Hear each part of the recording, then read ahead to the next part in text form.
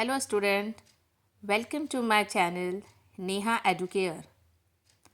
Now we start class 8th Geography, first chapter Resources and Development. Any object or substance, living or non-living, that has utility is known as resources. All resources have some value. Value means worth. Some resources have economic value and some do not. But both are important and satisfy human needs. Some resources can become economically valuable with time. Time and technology are the important factors that change substances into resources. Each discovery or invention leads to many others. Types of resources. Resources are categorized into natural resources, human-made resources, and human resources.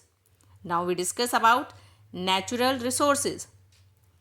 Natural resources are those resources that are drawn from nature and are used without much modification.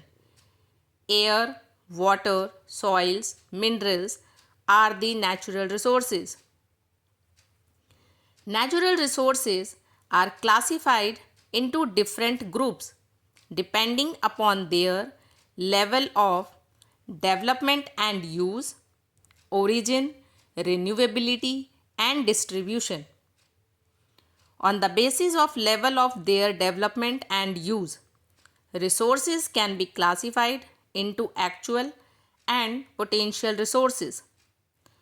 Potential resources are those resources whose entire quantity may not be known and these are not being used at present and could be used in the future. On the basis of origin, the natural resources can be biotic or abiotic. Biotic resources include all the living things like plants and animals. Abiotic resources are non-living things like soil, rock, and minerals. On the basis of renewability, natural resources can be categorized into renewable and non-renewable resources. Renewable resources are those which can get renewed or replenished quickly, such as solar energy and wind energy. Non-renewable resources are those which have a limited stock. Once the stocks are exhausted, it may take thousands of years to be renewed or replenished, such as coal, petroleum, and natural gas. Ubiquitous resources are found everywhere on the earth. Land, water, air are ubiquitous resources. Localized resources are found only in certain places like copper and iron ore. The distribution of natural resources depends upon number of physical factors like terrain, climate, and altitude. The distribution of resources is unequal across the earth. Now we discuss about human-made resources. The resources which are created from the natural resources by the human beings to produce useful products are known as human-made resources like roads, machinery, vehicles, etc. Teaching technology is also a human made resources. Now we discuss about human resources. Human resources refers to the number and abilities of the pupil. Pupil can make the best use of nature to create more resources when they have the knowledge, skill, and the technology. Pupil are human resources.